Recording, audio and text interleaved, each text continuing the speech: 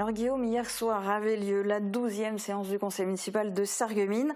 Vous l'avez d'ailleurs peut-être suivi en direct sur notre antenne puisque nous retransmettons actuellement ces réunions en direct et en intégralité. L'ordre du jour était chargé. Avant qu'on en parle de vive voix, on va regarder le résumé en images. Toujours dans un contexte sanitaire à risque. 30 points à l'ordre du jour, plus de 3h30 de réunion. Cette séance du conseil municipal de Sarreguemines a tenu toutes ses promesses. La quasi-totalité des élus étaient présents.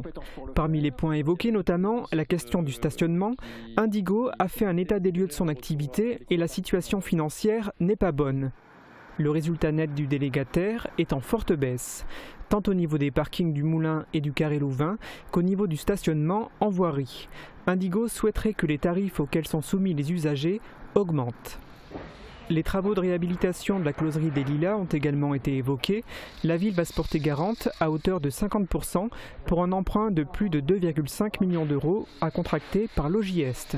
De quoi inciter le bailleur social à continuer d'investir pour l'amélioration du cadre de vie.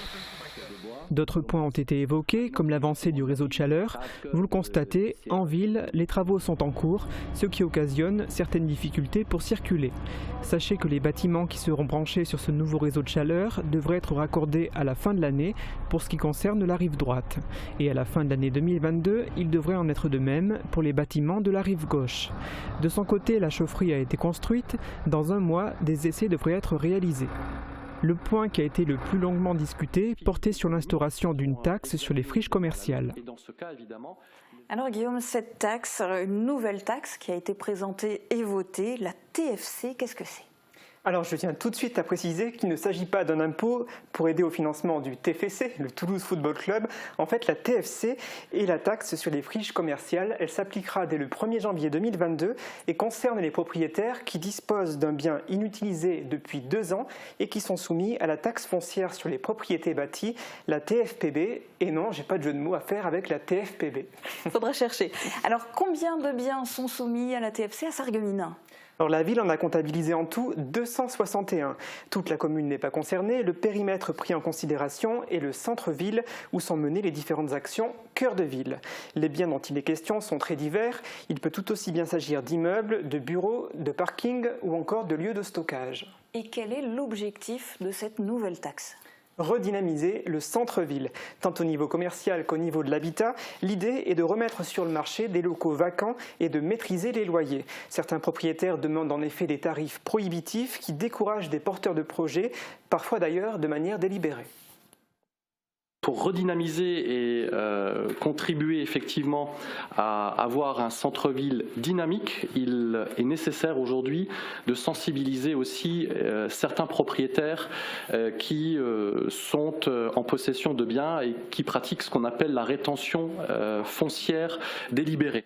Alors on parle de sensibilisation, mais l'entrée en vigueur c'est pour après-demain quasiment, puisque c'est au 1er janvier. Quel va être le taux ou les taux qui vont être appliqués ? Alors 20% la première année, 30% la deuxième année et 40% à compter de la troisième année. À cela s'ajoutent 8% supplémentaires perçus par l'État. À savoir que ces taux ont été majorés. À Sarreguemines, les élus ont en effet décidé hier soir de les doubler par rapport à ce que prévoit initialement la taxe sur les friches commerciales. La volonté d'efficacité explique aussi la question du taux, parce que trop peu ne fera pas changer d'avis. Il faut provoquer une petite réaction nécessaire. Alors la réaction, on s'en doute, ça risque malgré tout d'être une mauvaise surprise pour les propriétaires concernés. Est-ce qu'ils ont une possibilité d'y échapper ? Oui, effectivement, des mesures de dégrèvement existent et je propose d'écouter les porteurs de ce projet qui sauront mieux les expliquer que moi. Demain, si effectivement un propriétaire qui a été considéré comme, vacant pendant au moins 2 ans, peut toujours demander un avis de dégrèvement. C'est-à-dire, il pourra justifier, par exemple, des recherches, sans citer de marque, sur le Bon Coin, par exemple, auprès d'un agent immobilier.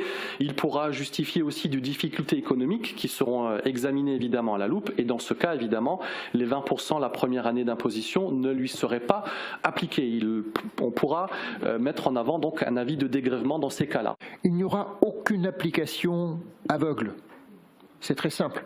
Sébastien a bien insisté sur le fait de l'argumentation. Il y a certaines vacances qui se justifient, qui s'expliquent. et on peut clairement l'expliquer. Voilà. Il n'y a pas la volonté d'aller embêter là où ce n'est pas nécessaire. Alors on a surtout entendu bien les élus, le maire, son adjoint. Guillaume, qu'en pensent les membres de l'opposition ? Alors ils sont également convaincus de la nécessité de mettre en place cette TFC et je vous propose d'ailleurs d'écouter quelques réactions. C'est bien de vouloir revitaliser le centre-ville et d'avoir quelque chose d'un peu punitif envers les gens. On arrivera certainement à faire bouger des propriétaires à ce niveau-là. En tant que bonapartiste, je suis farouchement attaché à la propriété privée, mais je pense que cette mesure est juste et nécessaire. Ou c'est peut-être un mal nécessaire, j'en sais rien, mais en tout cas j'ai du mal à m'y opposer. L'instauration de cette nouvelle taxe a été approuvée à l'unanimité. Elle est prévue pour une durée de 3 ans et à partir de là, on pourra voir si effectivement elle a porté ses fruits et participé à la redynamisation du centre-ville.